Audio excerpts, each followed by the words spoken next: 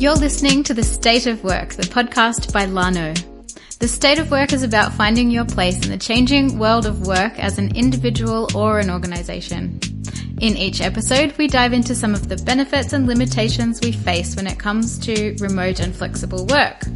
We talk about how we work, how we hire and manage people, and how we live in this increasingly global workplace. I'm your host, Maddie Duke, and for this episode I spoke to Shensi Ding and Gil Feig, co-founders of Merge.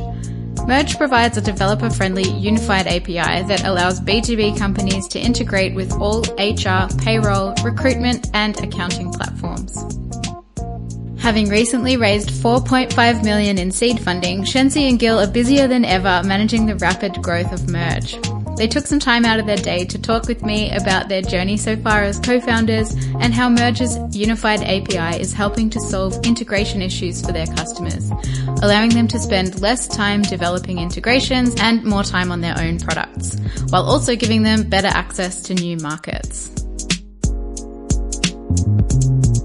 Welcome, Shensi and Gil. So great to have you here with me on The State of Work today. How are you doing? Good. How are you doing?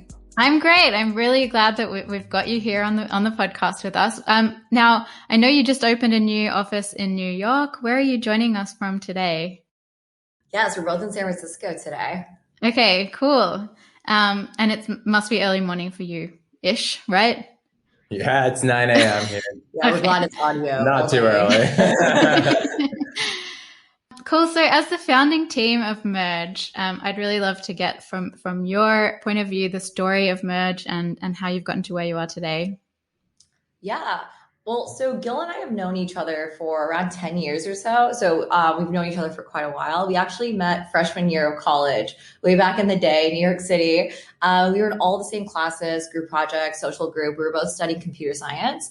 And we actually were engineering student council class president and vice president our senior year. Wow. So we worked together before, planning senior events. Still our claim to fame. Yeah, exactly. Still very transitive to API integrations. And we obviously kept in touch ever since. After school, I ended up wanting to focus a little bit more on the business side. So did investment banking out in New York and then moved to San Francisco to join Silver Lake's investment team. After that, joined a company called Expanse as the chief of staff to the CEO. There, I was working directly with the executive team. So got to see a lot of what the company priorities were, what everyone was worried about, what everyone was focused on, and what really excited about. And one of the things that kept coming up was integrations. So because we were in the cybersecurity space, every time an issue popped up in our platform, our customers wanted to be able to export those issues into whatever ticketing service that they used, whether it was ServiceNow, Jira, you name it. And we didn't have any integrations. So we were really struggling on the sales side. It was really frustrating for our executive team. And so we hired a full team of engineers just to focus on integrations. And it was also really expensive. It took a really long time. Yeah. And then at the same time, I, after school went straight into tech. So worked at LinkedIn for a few years and then a Robobank, Wealthfront, Robo Investor. And then finally after that decided I wanted, a true, really small startup. So decided to join as the first engineer, founding engineer at a company called Jumpstart, now Canvas, which is a diversity recruiting platform. And while I was there, saw a lot of things as head of engineering. I was managing at some point a team of 15 engineers. And despite having such a big team, we also face this huge problem with integrations. In our case, having to build applicant tracking system integrations. So that's Lever, Greenhouse, JobVite, iCIMS, Taleo, all of those. And every time we had to build one, we started seeing issues come up with the previous one. We were seeking partnerships, and it just involved the whole org: sales, post-sales, product design. And we were spending so much time on these integrations. It got to the point where we felt like we were more of an integrations business than a diversity recruiting platform. And it was stopping us from really achieving our mission. And one night, me and Shensi had been doing our weekly Sweet Green dinners since college. And at one of those, she noticed that I looked pretty worn out and was like, "What's going on?" Told her the story, told her the problem we were facing. And we realized in that moment that despite working in very different industries, with very different integration needs, we were facing a very, very, very similar problem. And so we did a bunch of research nights, weekends, and found that this was a problem that spanned many B2B verticals and decided to tackle the integrations problem. Yeah, that's amazing. One thing that really stood out to me at the start is I don't know that I've ever met people that have met in college and done group work together and actually like seamlessly worked together and maintained friendships and business relationships even. Like, what a story. Super inspiring, and it makes a lot of sense that you've combined your skills and backgrounds to work on Merge together. When did you say Merge? You founded Merge? Sorry. Around 1 year ago. We just had our 1 year anniversary. Wow. And what like huge growth you've had in the last year. That's epic. Congratulations. Thank you. It's been very exciting. How do you think things would have been different if you had have started Merge, like say 5 years ago instead of in the last year? Like, what sorts of challenges are your customers experiencing now that you think would have been different in a pre-COVID world? Yeah. So I think one thing that really helped us was focus, to be honest, during COVID. There wasn't a ton to do but work. And so our team, we got really close because we got to spend a lot of time together, really talking about the company, thinking about the company. We obviously put in a lot of hard work, but really was an accelerant during that time. I think it would have been a little bit harder to have people focus as much in the past few years before COVID, just because there's so much going on. There's so many things to do. Yeah. And then another thing about COVID is we saw a big rise of remote work companies and other types of, companies, even just many, many more small startups that, really need our services. And so not only have we been able to sell to more companies, but also we have more growing companies to talk to, research, understand the problem, and, build for them. Totally. Absolutely. I mean, one thing that I really kind of want to focus in on today is like how Merge is helping businesses all around the world find solutions to global HR challenges through the product that Merge offers. I want to talk about like what are the biggest global verticals or HR challenges that you're seeing from the point that you're in, where you're kind of like this marketplace almost for HRIS and applicant tracking systems and also businesses like Lano. Yeah. So one thing that we didn't really expect when we got started was we were planning on just focusing on the United States. So we did make some opinionated things in the beginning with our API, like state versus region, and then like zip code. And then over time, without realizing it, we expanded internationally super quickly. And it did start with Lano. So we got linked with Lano, and it was really interesting because it showed us how, especially in the EU, working and hiring people internationally is extremely important. That does mean that you have to work with a lot of different HR platforms. And especially since companies in that area do have to sell to a lot of different companies, not only in the EU, but also in other regions, it requires the number of integrations that you have to have in order to sell to be extraordinarily high in comparison to the United States. And so we found like a really great customer base over there. And it's been really interesting seeing a lot of companies emerge trying to support all these different companies. So it's been really interesting for us. It was definitely a plus that we didn't really expect. And I think COVID and people becoming more flexible to remote work has definitely also created a new customer base that we're excited to embrace too.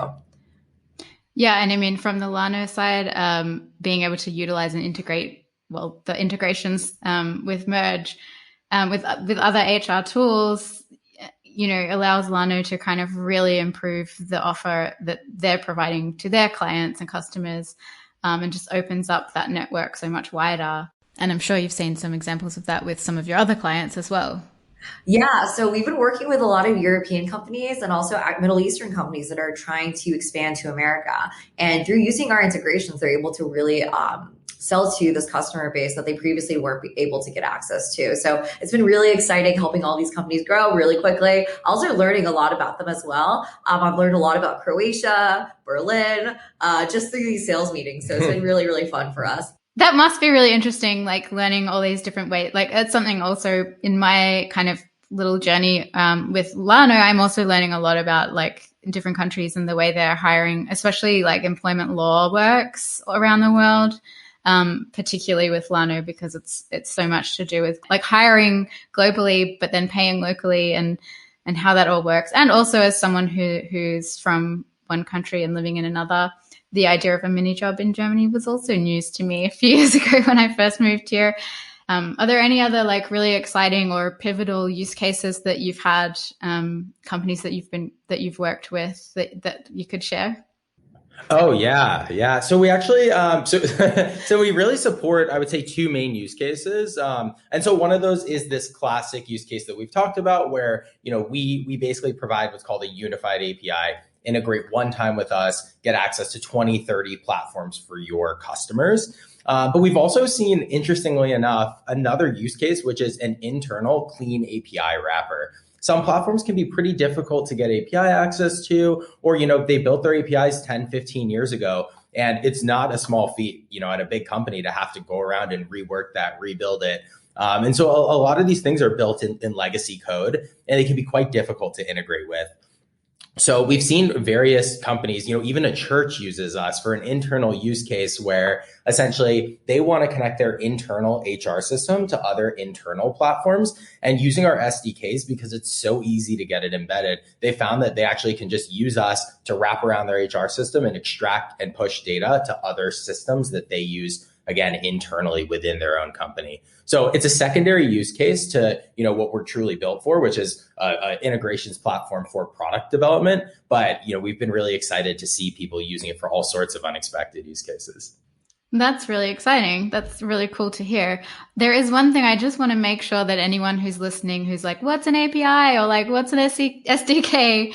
Could we have a quick, like, plain English maybe just in general, like a non-tech person's introduction to what Merge does? An API is an application programming interface. And what that really boils down to is it's a way for systems to exchange information. So, an API that a lot of people have seen is when you go to a website and you click login with Facebook, and it jumps you to Facebook, and then it says, do you give access, and jump back. It's a really simple, you can semi-consider that an API.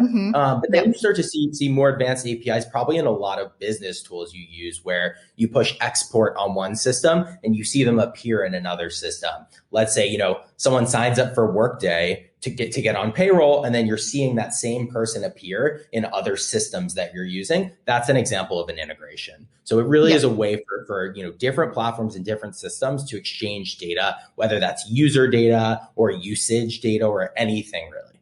And then an SDK is that's more of a programmer term. It's not as public, but it's basically a really simple way to build out a connection to an API. Lano has everything you need to grow your global team. Companies of any size can hire and pay employees compliantly in more than 150 countries. Taking care of compliant contracts, local tax law, and international payments, Lano is a must-have for the HR toolkit of the future. To find out more or to book a demo, head to lano.io. What have been some of your biggest integrations or partners? Like, were there any that made you really reach a point where you could go, okay, this is really taking off? Like, what's your biggest kind of early stage integration and partnership? Yeah, so I think when we realized that this was a good idea was when we talked to around 100 companies when we were in our previous jobs. We really wanted to validate that this was something that people would use and find really valuable, and that it would actually solve the problem. And the earliest partnership, I think we did like a lot of free demos just trying to test them out. But I think the first official partnership was with HiBob. They have a really great head of partnerships there, and he was just super supportive. We didn't even have any funding yet. It was just the two of us, and he saw what the long-term vision was. And so he was really supportive and gave us a partnership when we had nothing. So that was probably our earliest, and that helped us a lot with future partnerships too. Yeah. And what's been really interesting for us has been, when someone really gets the problem, whether they're a head of product at a company that needs ATS integrations or HR integrations, whatever it is, when someone gets us, they get it and they understand the value right away. And it's quite visceral for them. It's almost like it's like you're solving this pain that they felt for so long and they can't get around because they just don't have the resources to build out those 20 integrations. Yeah, absolutely. Like, it makes so much sense to use an integration rather than building your own systems internally. And I imagine also making not just a huge difference to like head of product type people, but also those people that are working in HR and actually kind of using that data day to day. People working in payroll and applicant candidate management, HR management. Like, have you had any golden bits of feedback from those people that are kind of the day-to-day users? Yeah, so what we really hear is a lot of indirect feedback, again, because, it's kind of like our customers that offer the integrations. But from our customers, we've heard just really, really good feedback from their customers who, either previously didn't have the integration. I would say one that's been really exciting is one of our customers traditionally used CSV uploads, and they would just ask their customers to send over a CSV every week or two, and they would sometimes upload it wrong, and they had a bunch of issues with it. And it was just so manual. And if their customer forgot to send over the CSV, then the downstream effects of that on the platform can be really, really bad. And so switching over to our integrations, everything became automated. They still have a few people left on CSVs that they're trying to convert. And they said that the whole transition has been like magical for them. And so hearing that feedback, sharing that with our team was really inspiring. Yeah, those bits of feedback are always super important to remember and take into account especially when you're having a hard day or like going through a tough period. What have been maybe some of your biggest challenges along the way? There's a lot to do. So we're pretty busy. Bill and I definitely work a lot, and our team is really, really awesome. They also work a lot as well. There's just a lot to do, and it's nice having a lot of customers, but it's definitely very busy right now. How do you, like, maybe on a personal level, how do you each kind of keep yourselves motivated and keep yourselves feeling okay when there is just like an endless pile of things to do? Yeah, I mean, from my perspective, this company is self-motivating because this was just a dream for me and Shensi. 2 years ago, we started talking about this, and we didn't know, like, we assumed people needed it, but we didn't know for sure. We started doing research, and every day it's just become more and more clear, and that's all the motivation that I need personally. Like, it's crazy to see people using our platform, millions of API requests a day. We have hundreds of companies, and it's just been beyond our wildest dreams. And so the validation of people using it is really it for me. Yeah, I would agree with that too. It's been really awesome seeing how quickly things have been rolling, especially since we launched and came out of stealth. But I think one thing that also really helps is Gil and I call each other really aggressively. So it just helps to have someone like always available, like whenever you need to talk. We're just kind of like our child. And so it's nice to have someone that cares just as much, like at all times, 24/7, about the company too. Oh, that's really, really great to hear. It does sound like you've got a really special, like, you're not just kind of like a random co-founding team. You're like actually friends, and you actually really know each other and both bring different strengths to the team. So it's like really great to hear and to see that. Like, I can kind of see the special bond that you guys have together as well. So it's really cool to see. Gil, you mentioned earlier that you were a founding engineer for Canvas, previously named Jumpstart, which was where you were working when you and Shensi first had the idea for Merge. Being in the HR and recruitment space as well, is Canvas a Merge partner? Yeah, so the CEO of Jumpstart / now Canvas is an investor, and they have us in their roadmap to use us. Great, that's awesome. So like your past employers have been supportive of Merge, which is like super cool. Super supportive. All 4 co-founders, so co-founders of his previous company, co-founders of my previous company, all of them invested and have been like our biggest cheerleaders. It's been really awesome. How great to have such strong support and belief in what you're doing from past employers. As a founding team that represents some underrepresented communities of people, I know you know what it's like to fight for your place at the table and to fight to be heard. You've mentioned to me in a previous conversation that diversity and inclusive hiring is important to you. I'd love to hear what that looks like at Merge, and also maybe how, like, the role of tech, I guess, in diverse hiring and what that looks like, both for Merge and then also like what your opinion is on that in the future. Yeah. So, I mean, coming from Canvas, probably my biggest learning was that, you're not just going to end up with a diverse team by doing nothing. You have to be on top of it, and you have to actively seek it out. And it's been really amazing to see some tech platforms like Canvas really focus on that, double down. They've now, fully gone ahead and been like, we are a diversity recruiting platform, which wasn't what they did at first. Maybe, it wasn't an accepted term back in the day. And I'm actually quite proud. And I think that whole team is that they're able to do that these days and really be clear about what their mission is. And so I love what these platforms are doing, and I think it's imperative to use them. And, we're both, Shensi and I, are huge fans of their blog where they talk about, all the strategies that you have to employ to build a diverse team. And I think that also comes with, understanding and embracing the idea that a diverse team is important, which is something that, both of us bring, but we don't bring all diversity by any means, not even close to that. Like, I'm still a white male and I still came from, a middle-class family. So there's a lot that both of us don't understand. And we know that, we accept that, and we're doing our best every day to make sure that we bring people onto our team who are able to bring those other perspectives. Yeah, I think it's super important to back up a claim or even a plan to kind of move towards a more diverse workforce. Because I know there's a lot of businesses that kind of say it and then maybe don't back it up. And it's like the equivalent of greenwashing.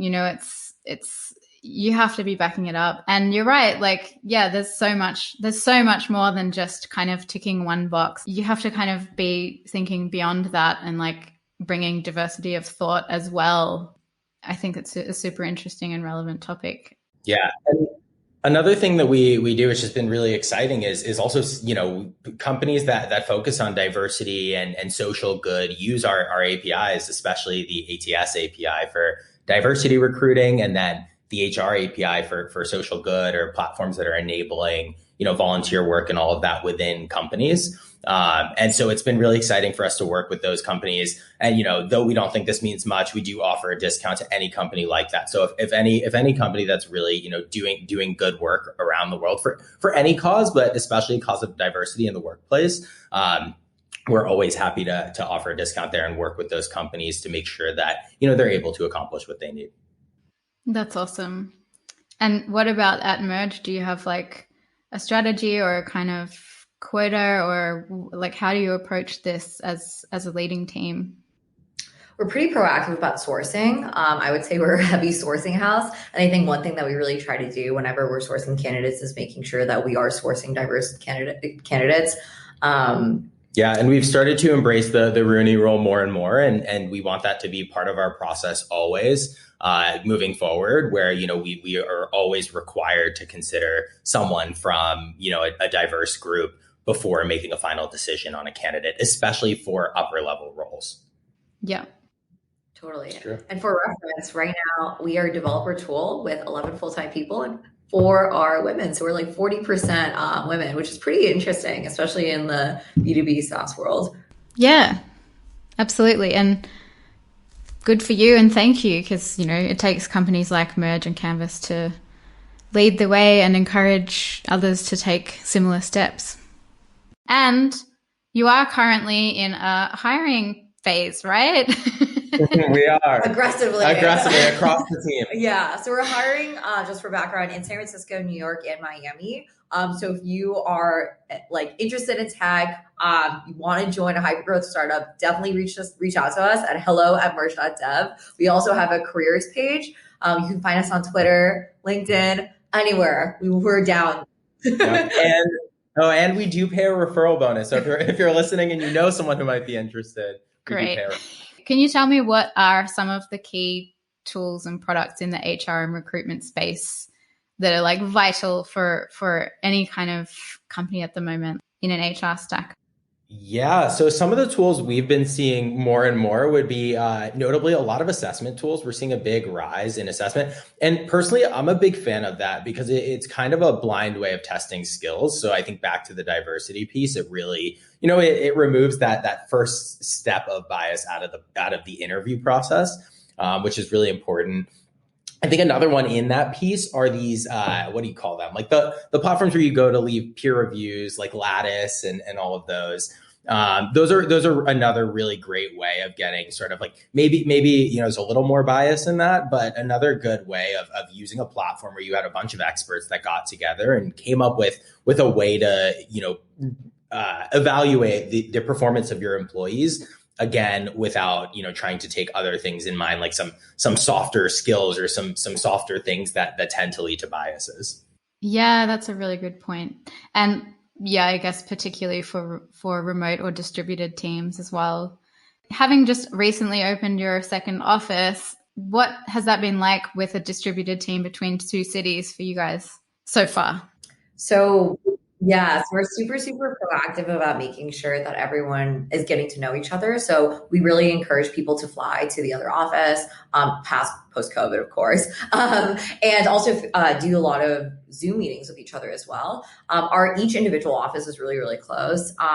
The New York office is obviously a little bit newer, but we really like telling stories about the San Francisco office and also like reminiscing about different things that happened just so that they feel like they were there and that they know these people. We do stand up every morning with webcam. So you're able to see what everyone looks like. You're able to like chat with each other. We do peaks and pits after each weekend to just like hear a little anecdote about like everyone's like personal lives, and it's a really actually great way to hear more about what everyone's like up to like on the weekend, make fun of them. It's just like super fun. So we do really try to make everyone really close. So it actually hasn't been that difficult making like the New York and San Francisco office feel like it's one. I think obviously it'll get a little bit harder as we start hiring more people that haven't met each other, but we're planning on doing like an offsite in October so that everyone who hasn't met each other will be able to meet in person. Cool. Well, I mean, I think personally that making the culture work across different time zones and different locations depends so much on leaders demonstrating the behavior and culture that they want to see by example. So I think it's awesome that you're kind of integrating yourselves into this and not just distancing yourselves and really taking part.